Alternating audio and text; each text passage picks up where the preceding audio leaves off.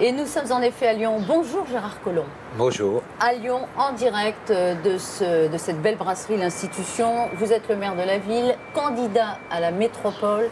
Vous nous direz pourquoi. C'est une campagne assez différente des précédentes.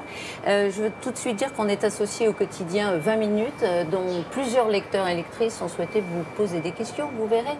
Très direct. Mais d'abord, c'est difficile de ne pas commencer, Gérard Collomb, par un petit détour par Paris après le coup de tonnerre qui s'est passé dans la campagne. Dans cette affaire stupéfiante, Benjamin Griveaux, que vous avez bien connu pendant la campagne d'Emmanuel Macron, est victime de révélations sur sa vie privée.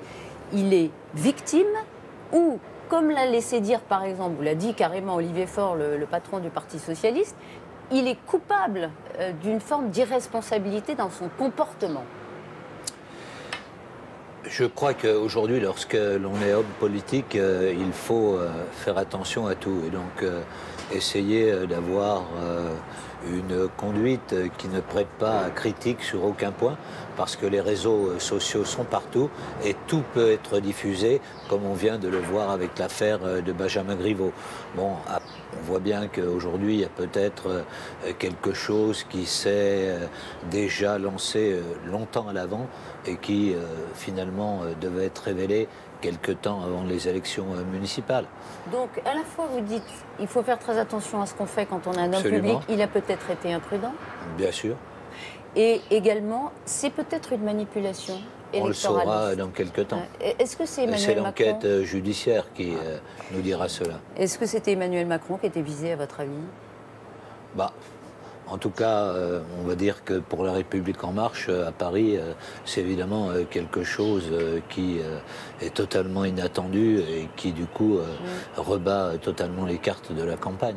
Agnès Buzyn, votre ancienne collègue, reprend le flambeau en 4 semaines.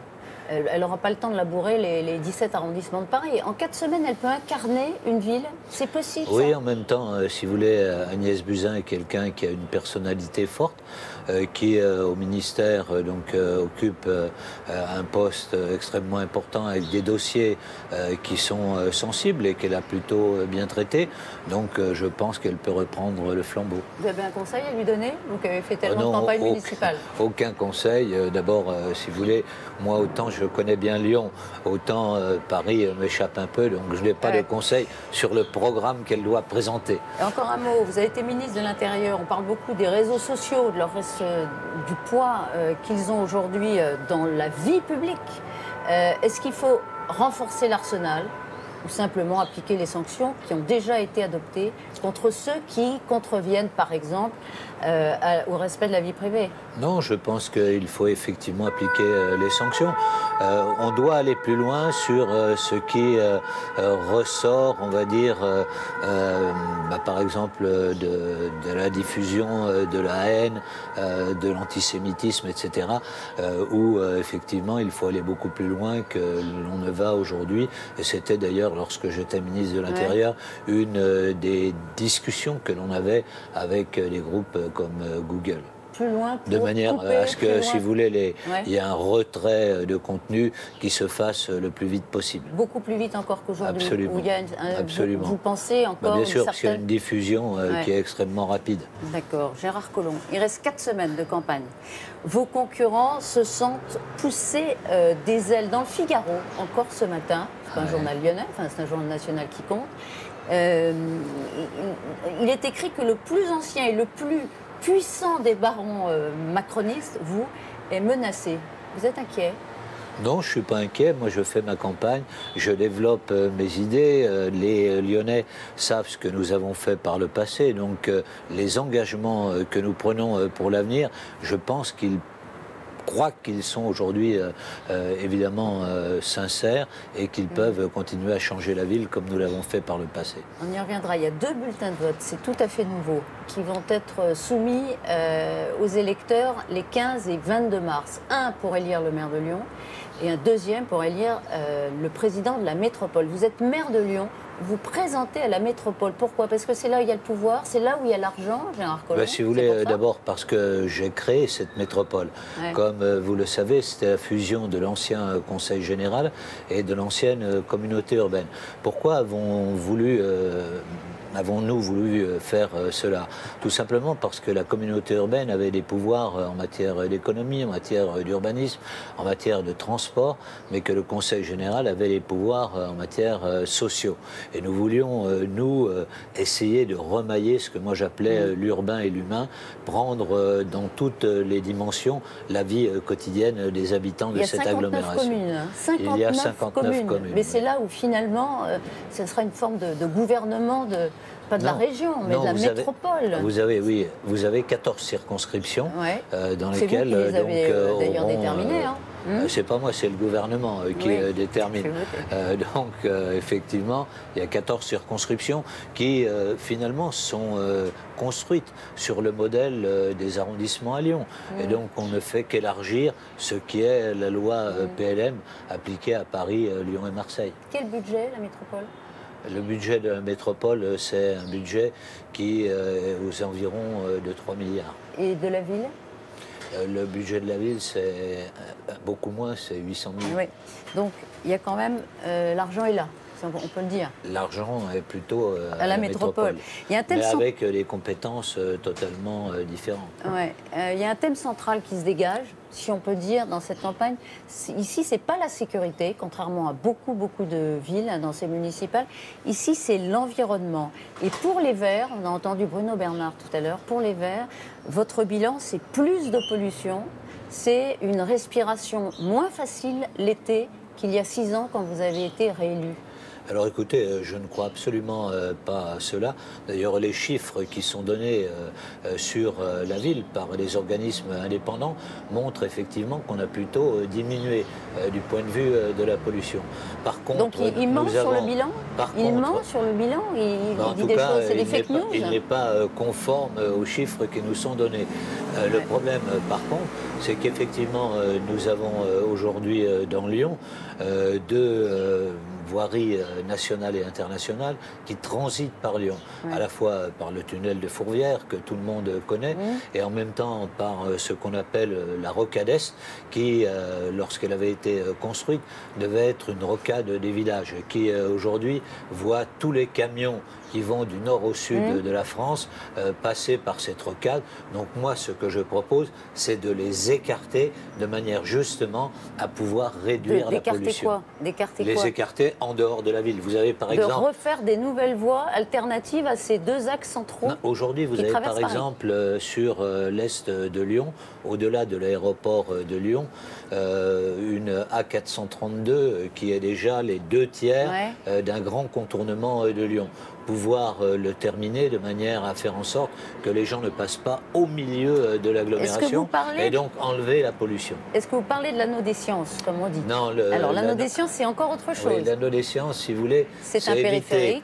Que les gens qui viennent d'ouest en est, à l'intérieur même de la ville de Lyon, soient obligés de passer par les différents quartiers.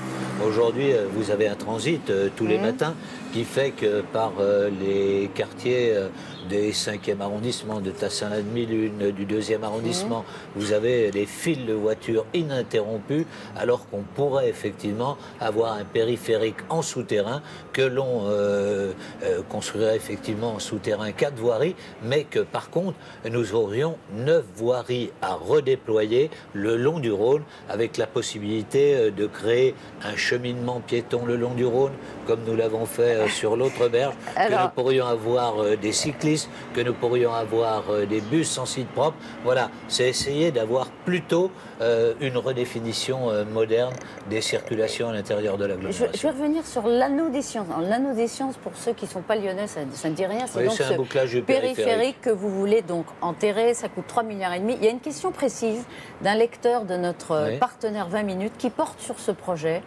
Vieux projet, il s'appelle Walid, ce lecteur, il a voté 3 fois pour vous, et voilà ce qu'il vous dit. Gérard Collomb, seriez-vous prêt à renoncer au bouclage de l'anneau des sciences? Nous sommes nombreux à attendre votre avis sur ce point avant de voter pour vous. 3 petits points ou pas? Alors, pour lui, c'est décisif. Alors, Walid. je ne sais pas, si vous voulez, où habite Walid. Il ne l'a pas dit. Walid n'habite peut-être pas dans le secteur qui est concerné par ce bouclage du périphérique. Mais vous voyez, dans les grandes villes écologiques, si on regarde une ville comme Amsterdam, par exemple, vous avez un périphérique qui permet justement de libérer la surface et donc de laisser plus de place pour les piétons, pour les cyclistes, bref, d'avoir une ville écologique. C'est ce que nous voulons faire à Lyon. Oui, alors vos adversaires disent, mais ça sera un aspirateur à voiture, votre affaire. Pas du tout, puisque si vous voulez, on crée 4 voiries, mais en même temps, aujourd'hui, si vous allez sur les bords des quais, vous verrez qu'il y a 9 voies, et donc sur ces 9 voies, nous voulons en supprimer un certain nombre pour les rendre aux piétons, aux vélos, aux modes doux. Plus de piétonisation sur les berges des fleuves. Je ne sais pas si vous connaissez les berges du Rhône aujourd'hui. Vous verrez que c'est quelque chose d'être assez agréable. C'est pas encore assez, c'est assez vert. En tout cas, je remarque que à la question de Walid, vous dites je maintiens mon projet, je le ferai, j'enterrerai. Je lui dis Walid, venez avec moi et je vous montrerai le projet. Vous verrez qu'il est formidable et donc ensuite vous direz je veux voter pour Gérard Collomb. Bon. Mais on verra si le message est reçu. Serge Raffi, mon confrère de l'Obs, a écrit un long article dans l'Obs la semaine dernière. Il vous compare à la marionnette de Chirac dans Les Guignols dans les années 95 avec un tas de poignards dans le dos, pour ceux qui s'en souviennent. Des poignards dans le dos plantés par les félons de l'époque qui avaient trahi... Jacques finalement, Chirac. ça n'avait pas si mal réussi à Chirac. Gérard Collomb. Mais qu'est-ce que vous avez fait pour que vos amis de 30 ans ou 40 ans se retournent contre vous dans cette municipale? Je pense qu'ils prennent des chemins différents. Il y avait un certain nombre de projets, celui dont vous parlez, sur lequel nous travaillons depuis quelques années. Et tout d'un coup, ils sont en rupture avec ce projet. Pourquoi? Donc je me dis qu'ils ont changé de politique. Tout simplement parce qu'ils souhaitent, au deuxième tour, faire plutôt une alliance avec les Verts et donc abandonner la ligne directrice que nous avions ensemble. Vous voyez, moi, vous dites, David, pour être clair, David Kimmelfeld était l'homme que vous avez placé à la métropole, entre guillemets. Il l'a gouverné pendant 2 ans. Aujourd'hui, il dit, mais moi, j'y suis, j'y reste. J'ai très bien fait mon boulot et j'ai une vision plus moderne que Gérard Collomb.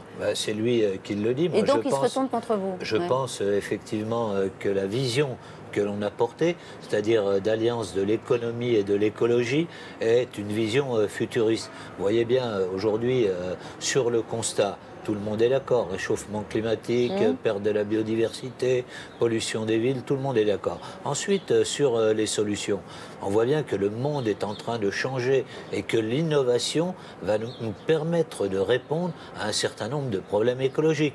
Nos voitures, hier, elles étaient des voitures diesel. La plupart demain vont être électriques, voire à hydrogène.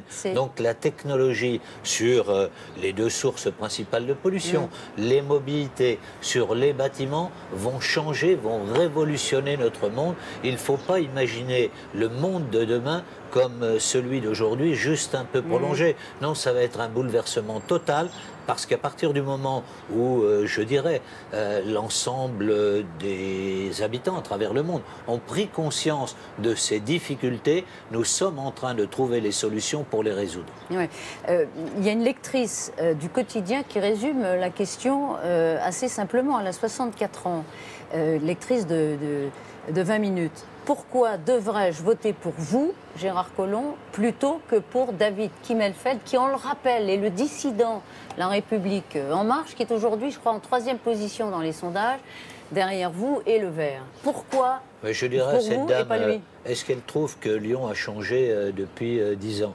Est-ce qu'elle trouve que cette ville est devenue à la fois économiquement plus puissante et donc avec un chômage qui a diminué, qu'elle est devenue plus belle, plus agréable à vivre, qu'elle est devenue plus juste? Je vous rappelle que nous étions dans l'agglomération, les grandes fractures avec Vaux-en-Velin, avec Vénissieux, et aujourd'hui, comme vous le faisiez remarquer vous-même, la ville est une ville qui devient de plus en plus apaisée. Moi, Oui, dit tout ça, à l'heure, moi. Ah vous oui. m'avez dit que cela, oui. Ah bah. Gérard Collomb, un des angles Vous disiez que les d'attaque dans problèmes cette de la campagne. sécurité... Je disais voilà. que, effectivement, dans cette campagne, c'est l'environnement qui émerge comme thème de campagne et pas la sécurité. Un des angles d'attaque, Gérard Collomb, c'est votre expérience. Michel Noir, toujours dans l'Obs, je cite, « Ce n'est pas irrévérencieux de penser que c'est peut-être le mandat de trop ». En parlant de vous, Gérard Collomb, qu'est-ce que vous lui dites? Bah écoutez, que je pense que peut-être Michel Noir n'est pas le mieux placé pour donner des conseils. En tout cas, moi je suis ma voix, qui est une voix qui a permis de révolutionner Lyon au cours des 3 derniers mandats. Vous me permettez de reformuler la question, ou plutôt de reprendre les mots de Léa. Elle a 34 ans. C'est la dernière lectrice de 20 minutes qu'on va citer ce matin. Elle le dit à sa manière. Si vous êtes élu, Gérard Collomb, vous aurez 78 ans à la fin du mandat. Ne craignez-vous pas que les aléas du grand âge n'alternent votre capacité à gérer la métropole? C'est signé Écoutez, Léa. pour celles et ceux qui sont avec moi en campagne, ils s'aperçoivent qu'aujourd'hui, le dynamisme est encore grand. Et donc, je pense que nous pouvons effectivement apporter à la ville ce que nous avons apporté par le passé. Yann Cucherat, c'est votre poulain qui est candidat sur la ville de Lyon. C'est un ancien gymnase. C'est votre atout jeunesse? Oui, c'est à la fois le cumul de l'expérience, puis en même temps d'une dynamique nouvelle. C'est la relève des générations qui commence à s'effectuer. Et dans les équipes que nous avons constituées pour ces élections, à la fois municipales et métropolitaines, il y a beaucoup de renouvellement et un certain nombre de personnes qui demain incarneront l'avenir. Mais vous comprenez, évidemment, vous comprenez que les électeurs se posent cette question. Compte tenu du renouvellement qui est une aspiration forte aux aujourd'hui. États-Unis, celui qui porte aujourd'hui les couleurs des démocrates, c'est M. Sanders, il a 78 ans. Donc vous voyez que ça donne encore un peu de marge. Oui, d'accord. Donc laissez-moi faire ce mandat. Gérard Collomb, je voudrais m'arrêter quelques instants sur le déplacement d'Emmanuel Macron aujourd'hui à Mulhouse, parce qu'il porte sur un sujet qui vous préoccupe, c'est le communautarisme. Il va égrener un certain nombre de propositions dans les semaines qui viennent. Il est temps, il est urgent de s'attaquer maintenant à cette problématique. Oui, alors je ne sais pas ce que le président dira, c'est un sujet que nous avions longuement abordé. Je crois que ce qu'il faut surtout, c'est essayer de ne pas faire d'amalgame entre la grande masse des musulmans et puis effectivement un certain nombre de personnes qui portent un discours qui est un discours salafiste, communautariste, de repli sur soi-même. Il faut au contraire essayer d'ouvrir. Vous voyez par exemple, moi ce que j'ai essayé de faire dans cette agglomération, c'est faire en sorte que les quartiers puissent avoir une mixité sociale. J'ai fait beaucoup de programmes de rénovation urbaine pour essayer de faire en sorte que des couches nouvelles viennent dans les quartiers populaires et que par contre dans des quartiers qui sont les quartiers les plus emblématiques, la Confluence, il y ait 40% des logements sociaux. À mon avis, la véritable réponse, c'est un peu ce qu'avait porté Jean-Louis Borloo par l'ANRU. C'est effectivement la mixité de nos agglomérations. Mais ça, c'est très bien, mais c'est parfois trop oui, bien tard. sûr, mais Est-ce que d'abord, le président doit nommer le fondamentalisme islamiste? Est-ce qu'il doit le montrer du doit aujourd'hui quand il parle? Mais si vous voulez, il n'y a pas que, je veux dire, en France, que le fondamentalisme islamique je veux dire, porte des menaces pour tous les pays. Vous regardez dans les pays arabes, vous vous apercevez que là aussi, il y a une menace qui est extrêmement importante. Et donc, il doit y avoir un front commun de toutes celles et de tous ceux qui pensent que le respect de l'autre est tout à fait fondamental. Combien de quartiers sont concernés dans la métropole par cette menace? Vous avez un certain nombre de quartiers, à Vaux-en-Velin, à Vénissieux, peut-être à Bron, qui peuvent effectivement être menacés par ce genre effectivement de séparatisme. Mais est-ce qu'il y a des quartiers où déjà le travail, je veux dire, le grignotage est fait? Mais en même temps, vous pouvez résorber cette fracture-là. Moi, j'étais maire au départ d'un arrondissement qui est le 9e arrondissement et qui avait la Duchère. La Duchère il y avait 80% de logements sociaux. Donc évidemment, petit à petit, ce quartier s'était paupérisé, ghettoisé. Nous avons fait des opérations de rénovation urbaine, nous avons ramené de nouvelles couches sociales. Et à partir de là, je crois que nous avons fait reculer le fondamentalisme. Vous me dites, on a fait le boulot. On l'a fait reculer, mais dans certains quartiers, est-ce qu'on est en train de perdre le combat, comme le dit Bruno Retailleau, le patron du sur groupe un LR certain au nombre de quartiers, en particulier de l'agglomération parisienne, moi j'ai été très frappé par l'Île-de-France lorsque j'étais donc ministre de l'Intérieur. Ouais. Mais pour une raison très simple, c'est que vous n'avez aucune stratégie globale en Île-de-France. Vous n'avez pas comme ici des opérations de rénovation urbaine qui peuvent remettre les choses d'aplomb. Ici, nous avons 14 opérations de rénovation urbaine qui sont aujourd'hui en chantier et qui sont la véritable réponse aux problèmes que vous posez. Ah ça, on a perdu 20 ans, oui. On a perdu 20 ans sur cette question de communautarisme. Oui. On s'est fait grignoter depuis 20 ans sans réagir dans certains cas. Oui, bien sûr. On l'a fait, certains parce qu'il y avait une certaine naïveté, d'autres parce qu'on pouvait s'appuyer électoralement sur des communautés. Naïveté ou complicité de certains élus? Les deux. Complicité de certains élus, c'est Cela Hélène peut Dupoint qui exister. dénonce, par exemple, il est nommé Jean-Christophe Lagarde, maire UDI.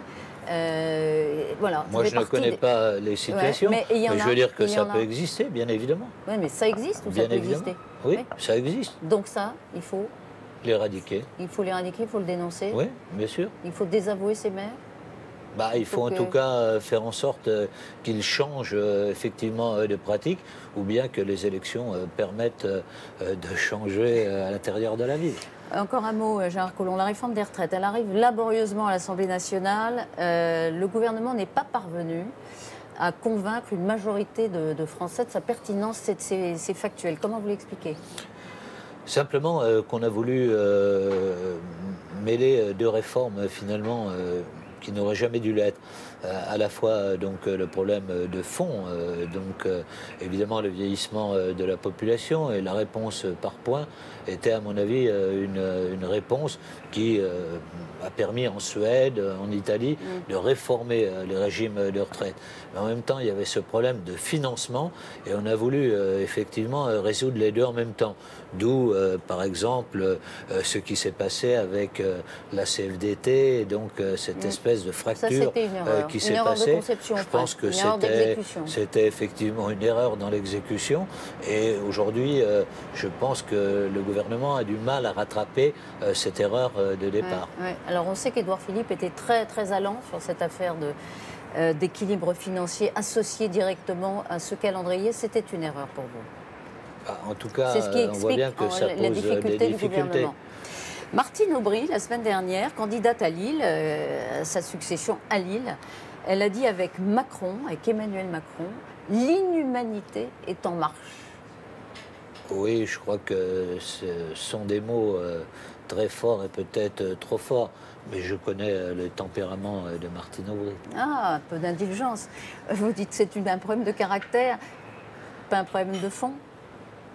Je ne pense pas qu'on puisse traiter Emmanuel Macron d'inhumain. Je pense qu'il peut, comme tous, faire ici ou là un certain nombre de faux pas, mais que la ligne qu'il suit, non, c'est une ligne de générosité. Ouais, mais c'est vrai qu'on a l'impression que tout se délite un peu autour de lui. Les députés font une erreur sur le deuil parental.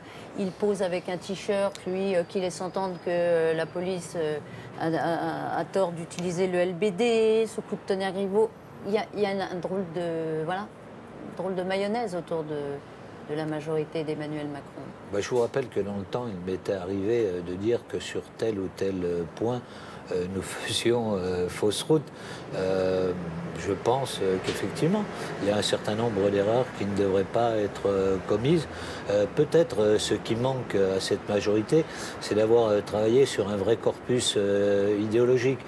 C'est-à-dire qu'à partir du projet qui avait été celui du candidat et qui était extrêmement riche, il fallait donc essayer de définir ce qu'était aujourd'hui la prise en compte compte du monde moderne, un monde qui est fait de changements, changements technologiques, changements climatiques, changements des mentalités, un monde qui aussi se défait, qui n'est plus le monde que nous connaissions il y a encore 20 ans ou 30 ans, avec des fractures dans ce monde qui sont de plus en plus prégnantes. Il faut théoriser tout cela. Voilà, et il faut réfléchir à un projet plus sérieux. Merci beaucoup, Gérard Collin, merci à vous d'avoir été avec nous.